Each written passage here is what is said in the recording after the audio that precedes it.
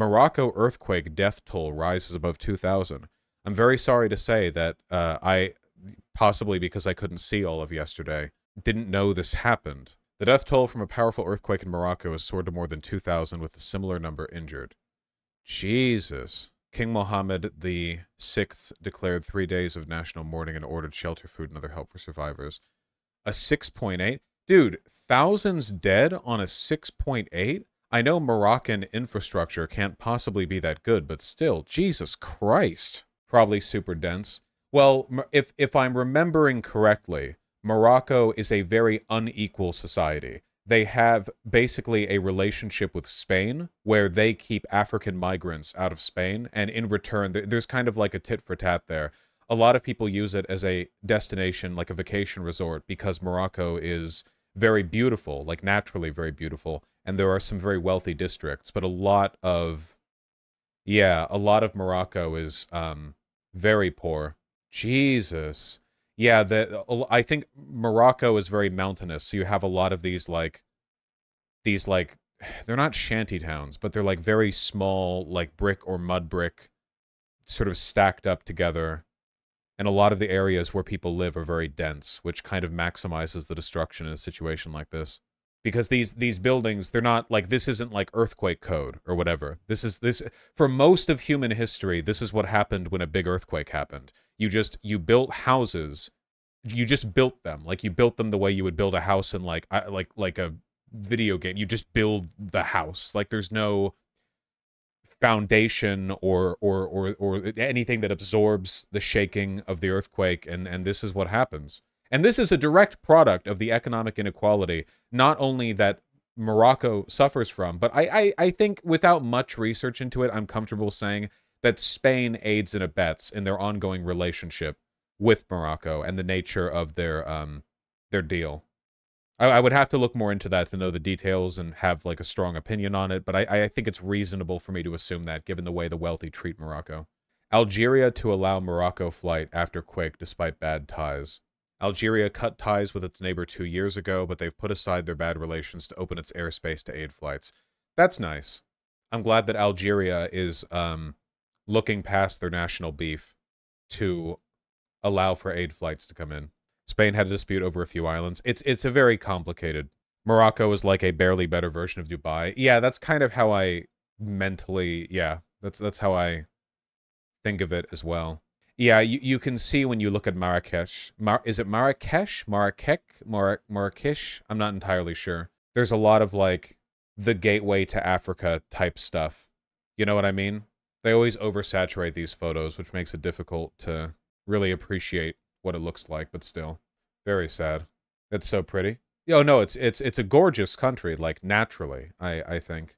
And there's also a lot of gorgeous architecture and what would you say? Culture? You know? This is a picture from a Moroccan travel guide. So, as is often the case in places like this, very poor people will make beautiful things for wealthy Westerners to come in and buy. And that's not entirely to the detriment of the locals. Like, that does bring in a lot of money, but there is a consequence to that kind of exchange that limits local development. How do they have electricity? Resorts in poorer countries often have local generators because brownouts and blackouts on the grid are pretty frequent, and they want to keep their Western tourists well taken care of. They have their own generators and station to ensure more stability. In the worst cases, sometimes the touristy areas will actually operate on their own separate grid. Brownout? A brownout is like a blackout, but less severe. It's like a sort of rolling outage, but not like a total shutdown. Do they not have any warning? Well, we don't normally get warnings to earthquakes. It's, seismologists can gather data to predict the likelihood of earthquakes on like an average over a given like point in time, but it's not something they can really predict like happening, you know? At most, maybe you get shaking like a little, like a minute beforehand, you know? But they're very difficult to predict. It's not like weather where you can see a hurricane happening like days in advance. That's very sad. Hope Spain offers assistance. Earthquakes are less predictable than even volcanoes. Well, all the things that are making earthquakes happen, all the forces involved are like miles underground, right? So it's incredibly difficult to, to figure that. Who do we blame this earthquake on? Let's just say Spain did it and move on. Is that fine? Can we all move on with that understanding? Yes? Okay, good. We need someone to blame, and we're going to blame the Spain. I'm not blaming Morocco, so I'll blame Spain.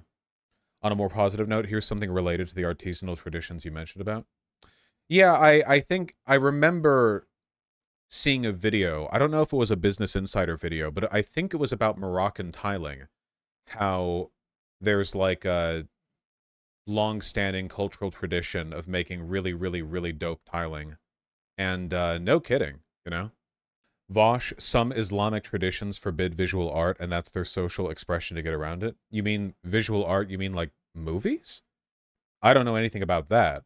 I'm pretty sure the tiling tradition goes back a really, really long time, you know? The, I think I could be riffing on this a little bit, but my understanding is that one of the reasons why there seems to be so much artisanal beauty that comes out of the developing world and not... Okay, to be fair, plenty of it comes out of the Western world, but we don't really have the same tradition for it, I think, in a lot of cases. Not in all, I'm generalizing. And I think a lot of it has to do with industrialization. Because the Western world industrialized without being colonized, we kind of built up industry as the primary provider of our day-to-day material needs.